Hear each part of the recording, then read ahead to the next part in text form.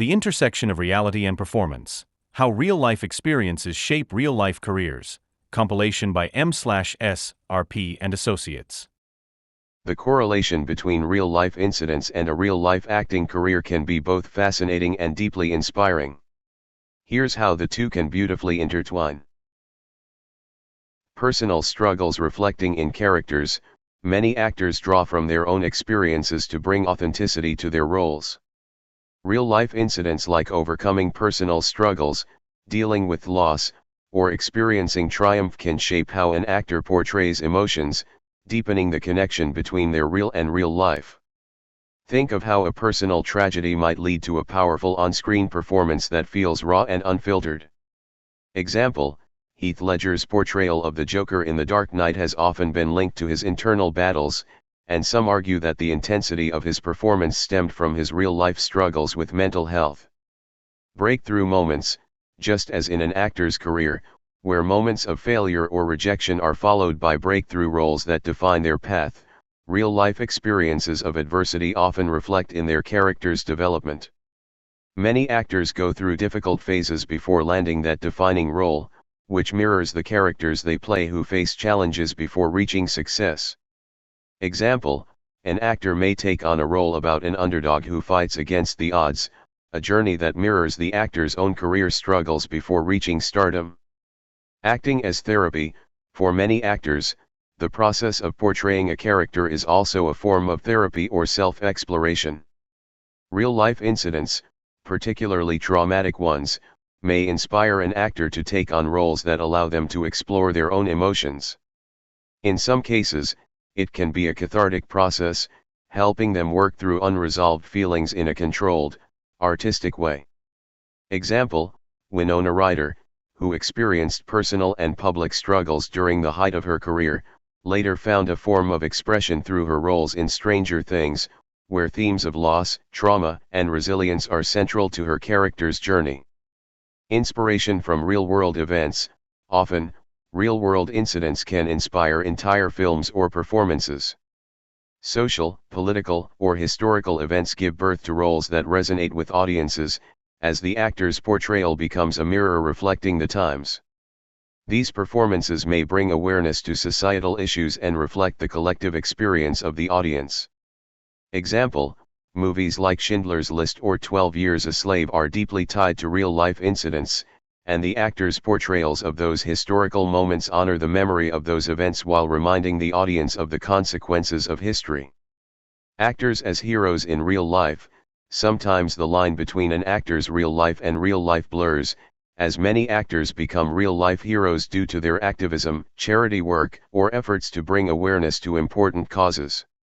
Just as actors portray heroes on screen, they may embody that role off-screen by standing up for what they believe in or helping those in need.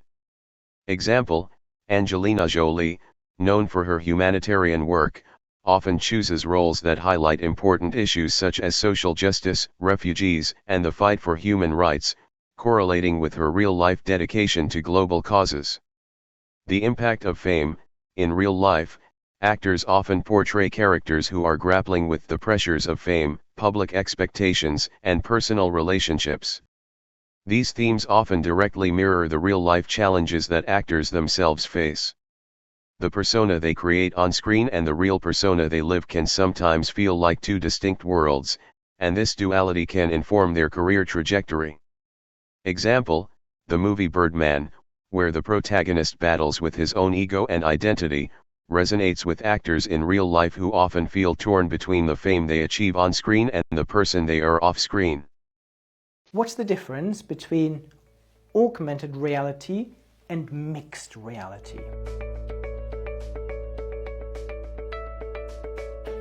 I see lots of people are confused between the difference between AR and MR. So in this video I want to make this very clear what the difference is. Augmented reality basically allows you to place digital objects on top of the real world that you're seeing. So this can happen through a car windscreen, for example, that is digitally enabled, and you have digital objects highlighting things, even showing you navigation. It can be done via things like Google Glass, where you have intelligent glasses, you look at people and it gives you annotations of who those people are. You can look at buildings and it gives you a description of those buildings. You can see applications in tourism, for example, where you walk through cities and you get a guided tour telling you all about buildings and art installations and other things. And instead of just using glasses or your windscreen, you can simply use your smartphone screen or your tablet, where you point your screen, you look at the live video image of what is on the screen, and then the phone allows you to place digital objects on top of this. So that's augmented reality, where these digital images stay pretty much in place and you can't change them. You just point at a building and those images pop up. Mixed reality is the next step of this immersive technology and the evolution of these extended reality applications, where it basically still places digital objects onto the real world, but in mixed reality you can manipulate those. You can zoom in, you can zoom out, you can walk around objects. So a really good example is Microsoft's HoloLens technology. So here you have glasses on, and those glasses are able to produce a hologram of something. Like, for example, if you're an engineer, you can have a hologram of an engine that you've just designed. And you can then walk around and you can interact with people. So different people can look at this engine from different perspectives. You can spin this around, you can make it bigger and smaller. And you can even place things into the digital world that don't exist, and you can interact with them. So just imagine placing a digital drum kit into your room, and then you have digital sticks that you project into your hands, and you can now play the drums and you hear the music. This is possible with mixed reality. This is the latest innovation, so there are still lots of use cases being developed at the moment, but companies need to start thinking about what this technology might mean for them and how they best prepare for this. This is what I do in my day job. If you want to learn more, head to my website at bernardmarr.com, where you can find lots of articles and examples of both virtual and mixed reality, of both augmented and mixed reality, what the differences are and how organizations are now using this in practice.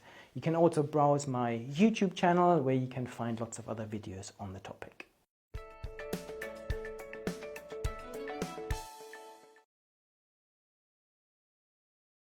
Well, I think our conscience is the first tip-off. Do we have freedom in our conscience to indulge in whatever we're doing? Do we have regret after indulging in it? That's usually, I think everybody's in touch with where they cross those lines. Sometimes we blur those distinctions, I think, from repetitive use of something that is just an escape. We can grow callous to what we're doing, and it just becomes what started as a coping mechanism becomes so much a part of our life. It works itself into our identity, and then we don't even see anymore that it is an escape, and then we're trapped. God is so kind, though. He doesn't leave us there. He'll come and he'll nudge our conscience. He'll let consequences come as a result of illicit escapes. I think everybody has those. Whether other people know about them, whether nobody but we and the Lord. Everybody's got some way of coping with their bad feelings, trying to just flee from them. I think of television. There's the internet. There's eating. People take pills. People, drugs, drinking, whatever it might be. And we try to manage and minimize so they don't take over our lives. We want to fit them into this place where they just ease us through a difficult hour or two.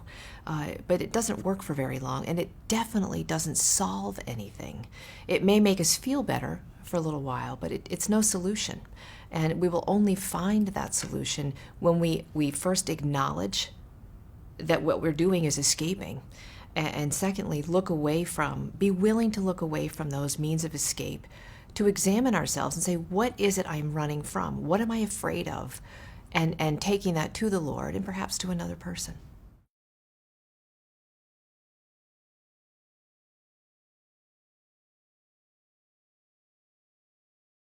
In conclusion, the intersection of real-life experiences and real-life careers is complex and layered, often creating a feedback loop where an actor's personal life fuels their performances, and their roles in turn reflect or reshape their understanding of the world.